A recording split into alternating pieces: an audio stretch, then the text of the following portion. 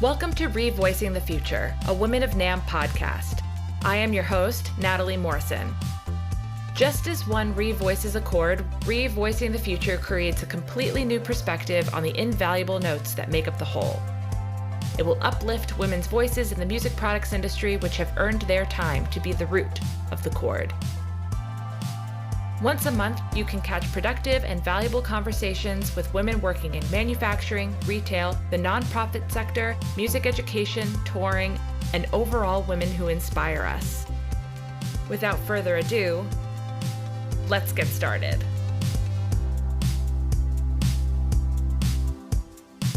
What's up, everyone? Welcome back to Revoicing the Future. I am your host, Natalie Morrison. Thank you for tuning in as always.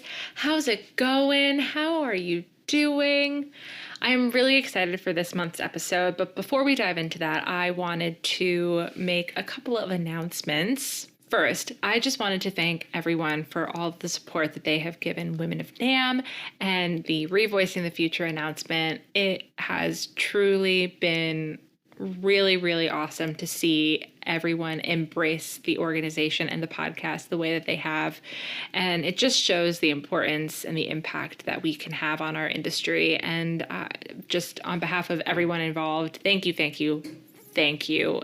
That's all I can say. And just stay tuned because we have some really exciting things coming down the pipeline for Women of NAMM, for Revoicing the Future. It's just a really exciting time, and we are just thrilled that you are on this journey with us. So, a couple of other things. If you are attending the NAMM show, which by the time this episode goes live will be approximately 2 months away, there are 2 exciting events that I wanted to draw your attention to. First and foremost, Women of NAMM will be hosting a networking event on Friday, June 3rd from 6 to 7 p.m. at the rooftop pool at the Westin Hotel.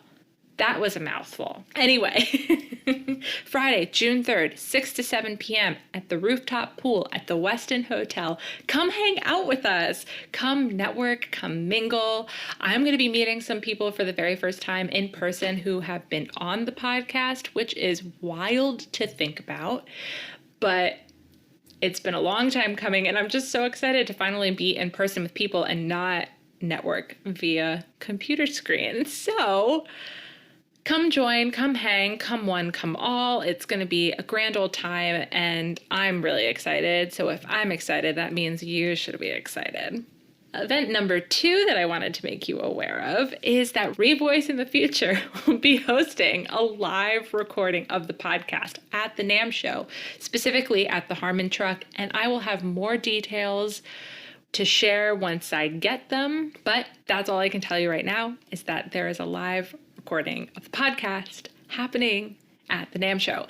And the reason that I am repeating this multiple times is that I still cannot myself fathom the fact that this is actually happening.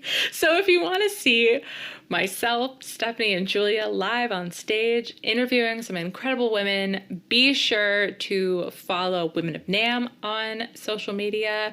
Be sure to follow myself, Stephanie, and Julia on social media because we will be promoting this. Like, this is a dream come true, and I can't even put together the words to describe how I'm feeling right now. But don't worry, I have 2 months to do that. So I'm just going to be living in this like surreal phase of the news and the excitement that is to come. Anyway, so be sure to stay tuned on more details with that, but go to the NAMM show, and when you do go to the NAMM show, come to the Women of NAMM reception, Friday, June 3rd, from 6 to 7 p.m. at the rooftop pool at the Westin. Oh, let me tell you, before I introduce our guest, it is really hard to riff on your own in an introduction, so thank you for dealing with my chaoticness. And yes, I did make up that word. So I am thrilled to introduce to you our guest for this month's episode. Her name is Farah Allen, and she is the CEO and founder of The Labz, which is essentially an online interactive experience platform. And she'll talk about everything that she does, and she has a really incredible and awesome story, but she is also a GenNext advisor. And if you aren't familiar with NAMM's GenNext program, it's fostering our college students and helping them get a career and entering their path into the music products industry or the music industry as a whole. It's an awesome program, and she is one of the advisors, and she's just such a cool person. And I hope you enjoy the episode just as much as I had recording it. So, with that said, I hope you enjoy. Sit back, relax, and this is your reminder to go to the NAMM show so you can hang out with me.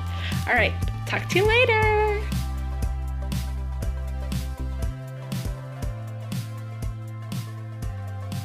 Hi, Farah. Thank you so much for joining Revoicing the Future. I'm so excited to have you on the podcast. Thank you so much for having me. So I wanted to start from the beginning, like I do with every episode. And could you please tell us about your career story to how you got to creating The Labz? Sure, I'd love to. Well, I've grew up in Miami, Florida, and I was a band kid. And I was a jazz band kid. So, great life. Anyone who's ever been in jazz band and marching band, we have fun. They made whole movies around it one time in band camp. So it's true. We like to talk about band camp a lot. But I grew up playing multiple different instruments. Saxophone was my go-to. And I was also an artist. So painting, sculpting. I thought that's what I wanted to do. But my Caribbean parents, who I love and adore now in life, was refused for me to be anything other than something they were familiar with. So I actually went against the grain and became an architect. It's like, okay, at least I get to draw. I went to Florida A&M University in Tallahassee, and I joined their architectural program. And had fun. Got that creative part of my brain, and it was time for me to go out in the workforce. And I went into construction, and that was not creative at all. Like what you think you're going to do is go out in the world and make these Frank Gehry monstrosities museums, and what you're really doing is designing bathrooms. And and so there was this part of me that was like, oh my God, I want to be creative. And, I left that career. I was kind of pushed out because of the whole housing downfall thing, but I was actually so glad. I was like, give me that deal so I can leave. And I went into technology. And the thing about technology was I wasn't going to be limited by not knowing or knowing enough. In construction, I kind of had my limit. I know how to do construction. Right. There's not much coming out of this area that's brand new. But technology, that part of it was always changing. And so I started technology, and I got really good with managing technology projects. And then I got really good at designing software. I wasn't coding or anything, but I had this, it was like drawing. It was like drawing a picture and I wanted it to do this and I wanted it to look like this and it's going to be for this type of person. And I got good at that. And I became that. I became a solution architect for different companies. And even that was limiting myself. I would make something for Delta and here you go. Have fun. I'll make something for someone else and here you go. And it was always that something that they wanted me to build. And I always had to be interested. I had to be interested enough to make it. But the reality is I wasn't really hitting that side of my creative brain that really gets me going and really gets me excited. So I went back to the music industry. I didn't quit or anything. I just started venturing out what a startup was. And I went to my husband, who was in the music industry at the time. I was like, what problems are there now for me to solve, like on a professional level? I know all this stuff about technology. I know how to design it, I know how to build it, I know how to hire for it.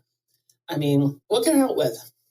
And it was He was like, well, there's so many issues, but he was managing artists, and he was like, well, they're not doing their split sheets, and there's all these emotional reasons why they're not doing it. There's technical reasons why they don't know to do it, and maybe you can help with that. And in my world, I was fixing that kind of stuff all the time, like automations of stuff, so employees don't do it. I could do that. And my creative brain went to solving it in a way where people don't realize that they're doing it. And that involved, creating something that was magical, like what creatives like to see, exchanging the background, making sure they can work in an environment that they appreciated and they thought was fun, and making technology work that way. And on the other end, we had technology working so that we're collecting data on who's doing what percentage of contribution. It's so complex because there's all these different things that you can do when like you're writing a song, and who gets what and what you're going to count. And it was just a lot, but we did it, right? We had a version, and it had the disclaimer, hey, if you're if you're going to use this, these are the rules, that the algorithm that we use, this is the one you have to accept, move forward.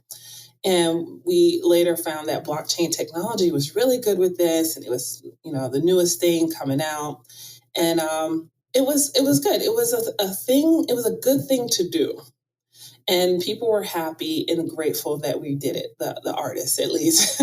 But as we got further, as me being me, and being a connector, I got further into like the industry and got up in the ranks of the Spotify and the Apples and the music labels, and realized, hey, if I'm going to afford to do this, I'm going to need some help.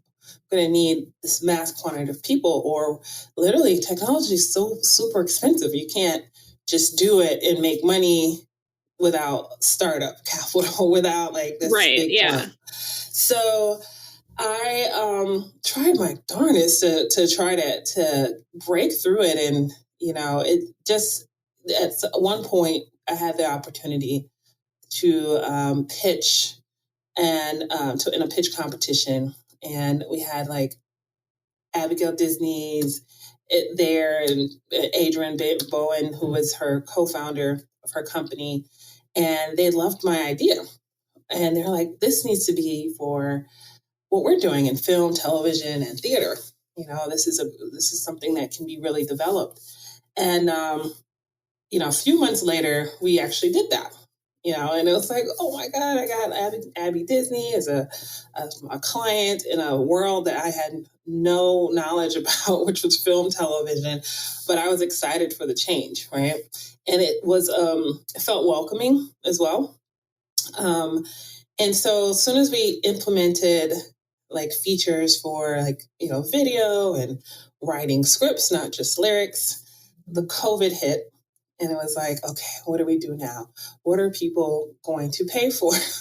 They're trying to conserve their money, and all these things were changing, but our customers really like the fact that they can change their backgrounds in how they collaborate.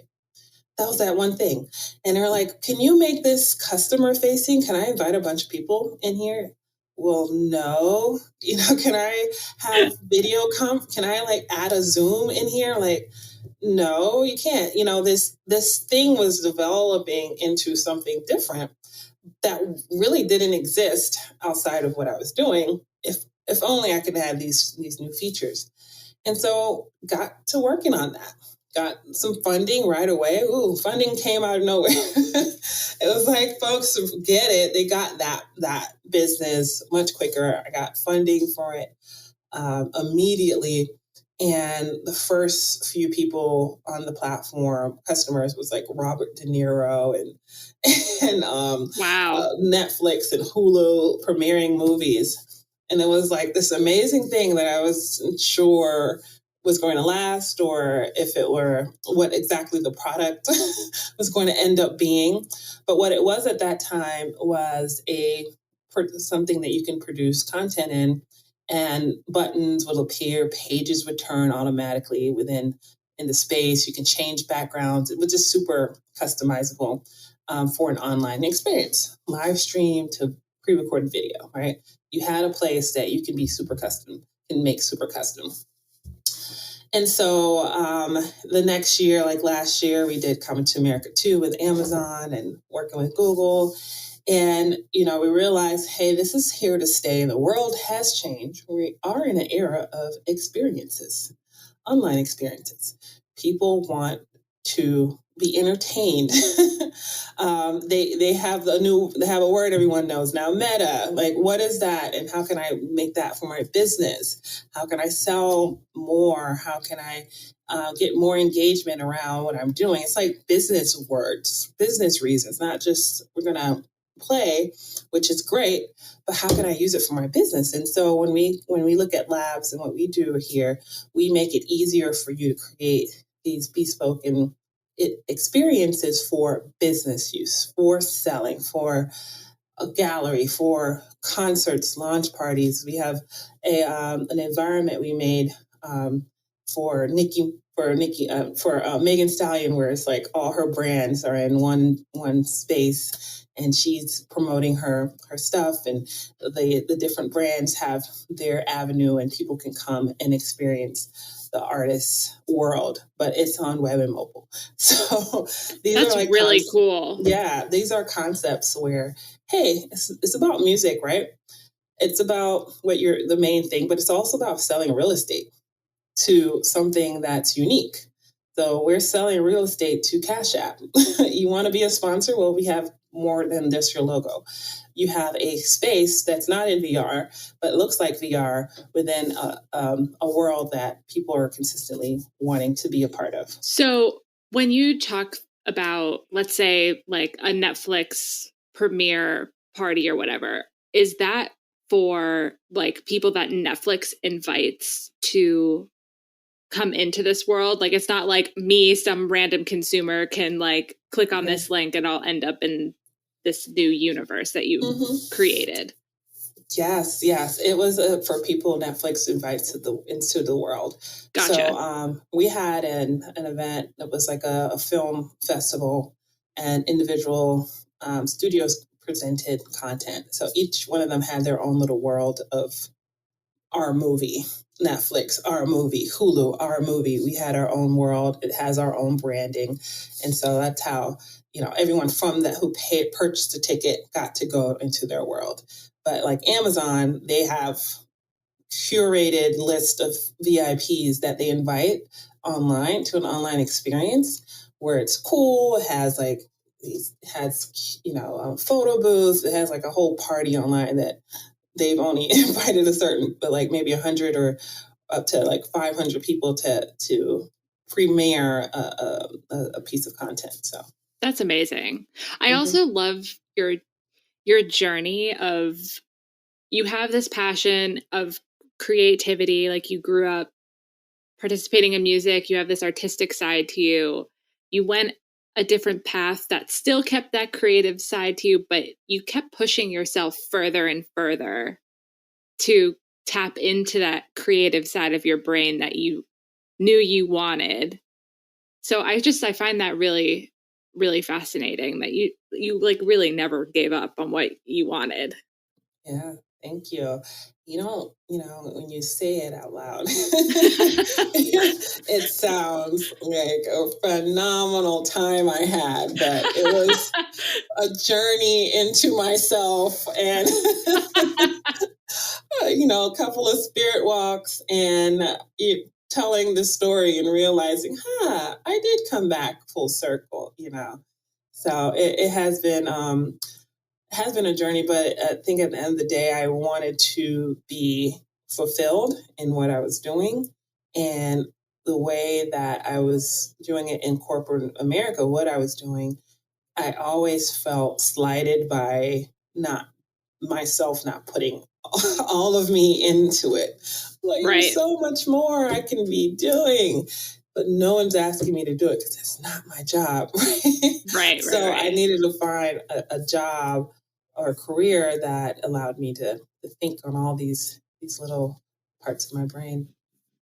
I love it. And I think it's important for people also to know, it's like, all right, if you have a side of you that you feel that you're missing in your work, like, don't be afraid to take that journey to find what you really want out of your career. Yeah, so true. So true. So it's interesting to note that your perspective as a founder and CEO operating in this creative space from a tech perspective versus like if you were a CEO of like 100-year-old family run musical instrument manufacturer is a really interesting one and fresh and new to the music products industry, who's currently trying to embrace this evolution. And when we think of the NAMM show, like visually, one might think of Gibson's exhibition, or now looking at software companies like Avid digging in over the last decade. So while the Labz doesn't exclusively work with the music industry, how do you see our side of the industry and adjacent industries shifting to embrace this more online experiential format?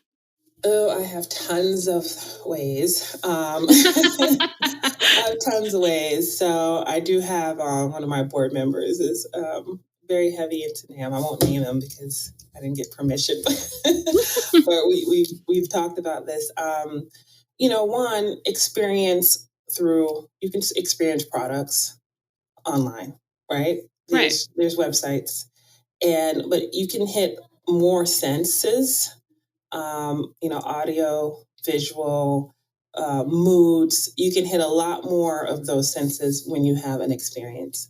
And so, let's say if you are selling microphones, you can come in, you can create a product experience where people are coming in to, kind of hearing a mic, that's a hot mic with some noises, and then pressing a button that says it's fixed because of you know the product, and you list the product qualities and say, hey, this is the noise that it would have made if you got something else. It's the noise. I'm making this up by the top of my head, but you're giving people an experience as to what you're giving them, that next level. And you ultimately, are you making that from scratch? Like, who knows how to do that, right? You have to probably go, find someone to design that for you or custom code that for you. In our platform, you upload the audio and you put this and that, and just put a click here and a click there. So it makes it accessible. Access to creating this is the difference between what people who have multi-billions of dollars are doing. They're doing that today. They just have money and they know how to do it, versus the people that don't have access, who and we even make large organizations and departments within those organizations. They're not, supported with the marketing team. They're kind of thrown away in some sorts. And even those folks, how do you create those next things? So even having like online shopping experiences. So let's say like the home shopping channel, if anyone still watches that, knows what that is anymore. Actually doing that online. That's like when we had NAMM online and folks were doing that. That is a really broad way of selling. I mean, that's a great way. It spreads internationally when you do that. And then you have, call to actions like buy now, download this coupon in it's going to go away in 10 seconds, download it now. These kind of offers to create these sales demos and these sales experiences. That is what we see our clients doing. And that was something definitely the music merchant industry can do and really get used out of. But it has to be a strategy, right? It's not something I would not recommend. We have subscription in our platform. I wouldn't recommend anything one time, right? It's like marketing. Hey, come to this, come to that, come to this. Like, we see people creating a whole strategy all year round on experience shopping, 360 stores. Let's do a piano game where we're just, calculating just making something a little bit more interesting. Hey, we're going to do a photo booth contest, and people are going to take a picture with the product, and if they post it enough times, they get some gift, right? We're doing lead generation at that point. So it's really about infusing these things into your day to day and making it intentional. It's another thing next to our social media. It's another thing next to how we buy ads. This is how we market our product. This is how we're putting the numbers as to, hey, sales sold, product in stores, product online, advertising, product labs. There's a line item next to that. Amazing. So when you're conceptualizing your product, what about the in-person experience are you working to ensure that we don't lose? And what should people be keeping in mind as they make these shifts in their own working life or workplace? We should never lose the in-person experience of being able to network and communicate with each other. A lot of times folks online are doing this one-sided conversation. We're talking to you, but you can't talk back to us, or we're cutting off all communications after a while. I think it's important to keep it open. Look at Facebook and Instagram, and like it or not, people are having conversations if you've done good content around what you've put up. Is it good? Is it something that needs to be improved? Is it something that they want to purchase? If it is, let's talk about it. So that should always be something that we don't lose. I know you had another question. I want to make sure I didn't forget. What should people be keeping in mind as they make these shifts in their own working life and workplace? Yeah, I think people should keep in mind that it is a strategy. It's something that you have an option to do now that we didn't have prior to COVID. We have language and vocabulary like experience, online experience, and we have vocabulary. We have everyone knowing how to do video conference systems now. Even my mother, my grandmother, they all know how to do it. You have a new world of opportunities because of the facts that exist today when it comes to people and their acronym around watching content online and experiencing things online. So what are you going to do with that is the question you have to keep in mind, that this is an opportunity for you. There's also creativity that has evolved out of this new attention, this new audience, this waiting and listening for something unique and different. And that's willing to kind of go with you through the journey of you finding ways to engage them online. So I would say the best of our customers are really putting things that they've thought about for years into a digital space. They don't have any clue as to metaverse. They don't, they're just learning these words, but they know that they've had good times online.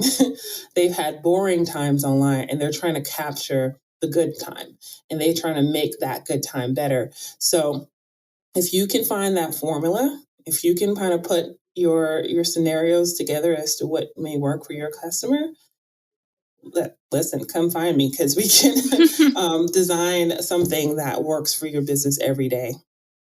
It's amazing. Let's get into this topic a little bit deeper, because I know this is a passion point for you, and we're in this new era with the metaverse and blockchain and NFTs as a resource to help artists retain credit and value for their work and to increase access across location and ability. So for those of us who aren't aware of the benefits of this for tech, can you give us like a high level as to why this is so exciting and how it could be utilized in the music industry? Yes, so it is exciting. I mean, I don't know how many people out there have actually been inside of an Oculus, right? A VR experience. It's surreal. It is literally like all your senses are being hit. I even felt I did a roller coaster game, and I felt that drop in my heart when you drop down in a roller coaster. I felt that, and I wasn't moving. It was just they made it so so realistic. And I was flying and I felt like I was flying. I was like getting seasick and or nauseous. And it's really cool how you can hit people on all their senses without actually leaving like your house, right? So that's one. So just imagine like if you haven't done it yet, but what music does already without you being in a VR platform, and how you can take music and say, hey, I want to get people, I want to heal people through, with mental illness. I'm going to put imagery in front of that, right? And then I'm going to put vocals in the, people talking behind that. And then I'm going to, make it seem like it's wind coming in my face and splashing. And now I have a whole thing. I have a whole vibe, right? And I see like even concerts. So mixing reality with VR is really cool too, because you can just take, what I've seen the concert apps, you take a 360 camera, put it in certain areas on the stage, and you're recording that. And then you put it in a VR and people can actually click which side of the stage they want to watch you perform. And then they can still twirl around and watch you perform in full audio bursting in their ears. And it's just phenomenal. And then we see how your music actually can be licensed to go into these games and these experiences. So you have, I don't know if anyone on here has been on the Tetris game. It is so cool. It's literally a music app, but you're playing Tetris the whole time. And every time the song fluctuates, the little puzzle pieces are glowing and they're like blasting and fireworks everywhere. So you can just imagine just the senses are just hit because your eyes are in this darkness and that's all you see. So it's so cool for you to do that. And then even in some of the community apps, there's conversations going on. There's people in there. You're able to talk to them. You're able to listen with them, have conversations about art, music, and anything you want to. So it's another place to shop and network yourself within these worlds. So it is it's a big change, but it's so interesting to figure out where your lane could be. It's kind of the same thing as this new world era we're in. It's Wild Wild West. What can you do in here? Because everything hasn't been done yet. It's so new. So yeah, I'm excited about all the stuff that's going on right now. It's like the opportunities are endless. You can make what you want out of it, which is really interesting. That's true. You can. So we're going to move a little bit away from the metaverse and the labs a little bit. You are a NAMM Generation Next advisor. So could you talk to us a little bit about, if people don't already know, what GenNext is and what is your role as an advisor? What I've been able to do is advocate for college students and them finding careers, them knowing how the world is outside of school, and how are they supported? What are the support systems once they graduate? How do they get internships? How do we as students act within the workforce? What are some alternatives to the degree you've received in music education? Look at me, I've how do you use your skill sets to do other things if that's what you want to do? How do we use our skill sets to do what we really want to do at the end of the day? So that's that's what I've enjoyed. I love talking to students and getting them reality check. Is kind of fun. It's cruel fun, but they're happy for it because I spent a lot of time trying to figure it out on my own. Oh, I hear you. Yeah, and it takes up time and it costs you years. So I just enjoy kind of, the speed at which they are able to go when they do have the knowledge. And it's a wonderful program. All the mentors that I've met, they're really passionate about, making sure that they have the knowledge for them to succeed. So great program. It's amazing. Why, you briefly touched on this, but why was it important to you to get involved in this program? Was it based on like your experience when you first started out? I had such a hard time getting information and don't want if I can help it, I don't want people to go through that. I would want them to go further than me at a much younger age, if given just some key soft skills that we, tend not to talk about, as we're in school. And Right. so I just, my heart goes out to them, and I want them to do well. And that's just a passion of mine. Entrepreneurs, students, folks that are really willing and looking for this education because they have a dream, they have a goal, and they have a passion. They're just stuck with lack of knowledge as to how to get it. That's my soft spot. I love it. I try when I talk to I'm actually talking to my college students tomorrow on an alumni panel.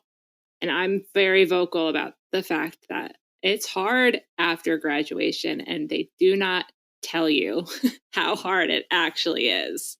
I'm not trying to scare them, but I'm trying to give them the reality that I didn't receive. So I think it's important.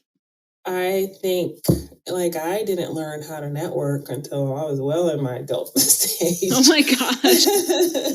I didn't know how to talk to, it was very awkward for me to just start conversations and that weren't with my friends, right? And just with strangers and didn't understand the value of, getting to know folks and speaking up and talking and kind of saying what's on my mind. That was not something that I thought was such a groundbreaking important thing.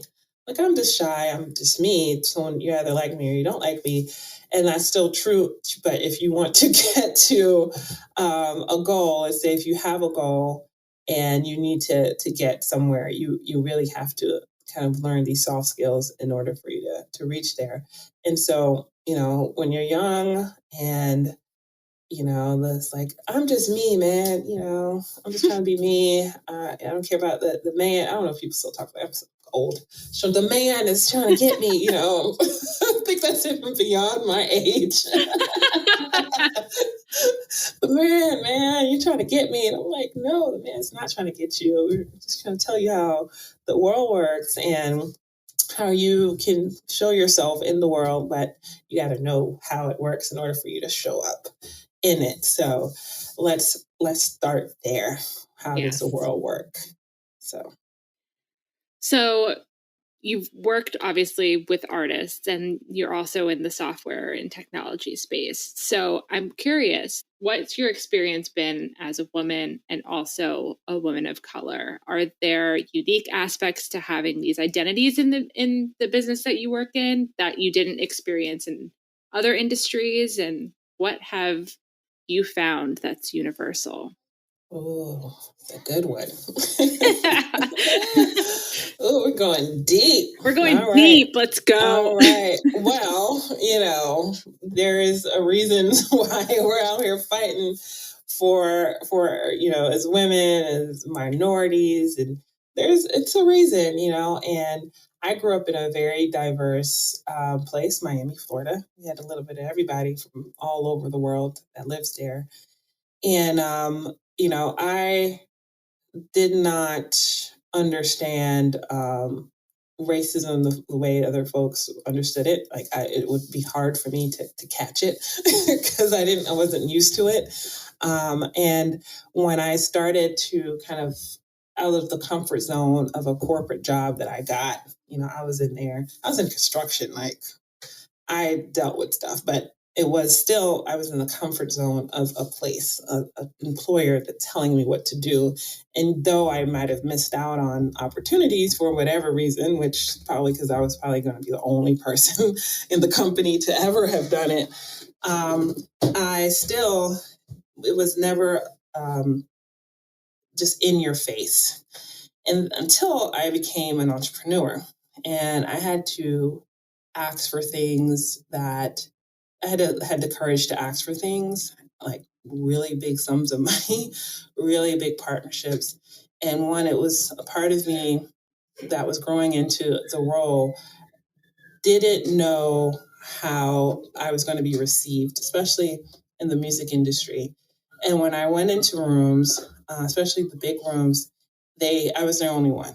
A lot of times I was the only woman or one of five, or I was the only person of color. And I'm sitting there and like, should I say anything?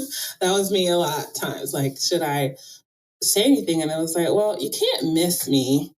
I'm here. I Right. don't want anyone to think I work here. So I better show up like the boss I am, or I'm going to be mistaken for the secretary. I don't want that.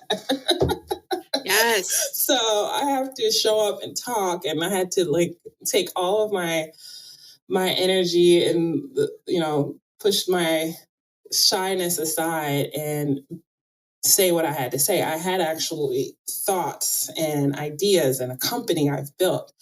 And this company was doing something important and I needed to say it. And I would make it my point to speak up in those rooms. And so I did experience, folks kind of dismissing me.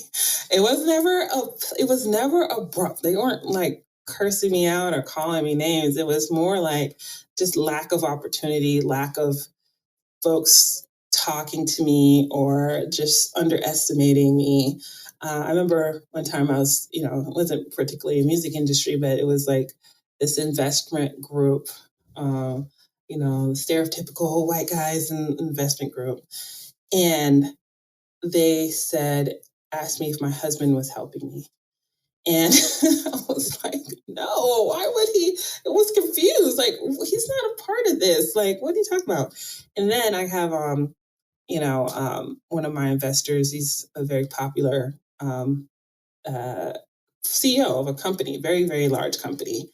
And so they're like, so what is his role in here? Well, he's my investor. So he's not working here. Like he's not co-founder. No. Well, could he be? Well, are you going to give me this money or not? Like, Oh my gosh. I got the guy to invest. Like you want him to like, don't lack of trust. So it's always like this, I have to prove myself before I speak. So, some of the things that you kind of do is like, hey, I went to school, I went to college, I had a career and I built stuff and, kind of listing off your resume. And, you tend to have to overcompensate for things because you have to kind of do a little bit more than your counterparts. So I had to get Google. I had to get Amazon to get where I am. I had to, do all these really big things really early because I already knew that if I didn't, it was going to be a very slow walk and maybe a walk that I won't be able to take very long because no one's funding women and Black women. We have like the least amount, like 0.005% of what's out there in VC world. And so, always having to kind of be aware of it, but don't let it sink me down. And the way you don't let it sink you down is to avoid people who are not progressive. And you can hear it in their tone, you can always hear how the questions they're asking you. They're trying to figure out if you're the secretary or not. But no, seriously, there's people out there that have brought me in, whether it's good or bad, and I know that they're looking at me as like this a person versus a woman or a Black woman. And those are the people that have, really stood by me. And they're of all complexions and colors and male, female, and told me no, and, just totally like dismissed ideas. But I know they're not this. It's like a way that, hey, this is nothing to do with my gender or race. It's really just they just don't like it. It's a difference in attitude. Right, totally. Do you have any advice for like future entrepreneurs that you give out when trying to tackle these big moves? Yes, I would say find allies and mentors that are so if you're an entrepreneur, find other entrepreneurs to hang out with, ones that are a couple of steps ahead of you. They'll give you the best advice, not ones that's just exited and has $1 billion and just raised 30 million. They're good to keep on the back burner, but they're not going to understand what you're going through right at this moment. And so I would say that's great advice. Join a community. Join the community that you're trying to, be a part of. If you're a part of music, be a part of it. Go to NAMM, go to all the music stuff, get to know folks, because the industry is really small when you look at it. Someone I met in Barcelona Music Week, I see up here at NAMM, right? And we didn't coordinate this. This just happened. And that's because we're always around the people, the community. And when you're doing that, then people know you, they trust working with you, they trust recommending you. You're still here? Great. So that is a really, really beneficial thing. Start now. It's never too late, but you do have to know the community and the people in it and the leaders in it. I would say take mental breaks. Mentally, your entrepreneurship is hard. It's hard on your mind. There's a lot of things that you would not do as a regular 9-to-5 person that you have to do as a entrepreneur. You have to hear no a lot. Rejection is, I wouldn't say your friend, but it is something that's never not a thing for you. That's like Right. every day. And mentally, that can get down if you're not prepared, if you don't take breaks, if you don't find someone to talk to, have regular counseling sessions, like that is real. So, and you will give up. So that's top of my head advice. Amazing. So to wrap things up, I would love to just end on a fun little note. So when you're not rocking the business world, what do you love to spend your time doing? Well, I have 2 kids and a husband. So I love hanging out with them. I'm a big kid. I'll go to Disney World, or if there's like a fair in town, we're riding all the rides, we're going to the zoo. I love like little kid stuff. I mean, that's my spot. So that's what I'm doing, hanging out with my family. We're going to Panama City next week. Ooh, that's Spend very the week on exciting. the beach. Yes, it is. I can't wait.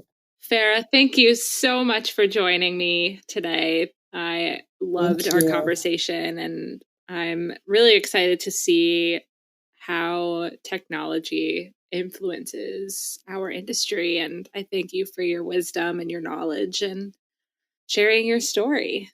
It has been a pleasure. Thank you for having me. Thanks for listening to this episode of Revoicing the Future. You can subscribe to the podcast on all major streaming platforms or visit our website. Be sure to follow us on social media to stay up to date on all things Women of NAMM. This episode was co-produced and edited by Natalie Morrison, Stephanie Lavond, and Julia Olson. Together, we can help shape the future of our industry, one interval at a time. See you next time.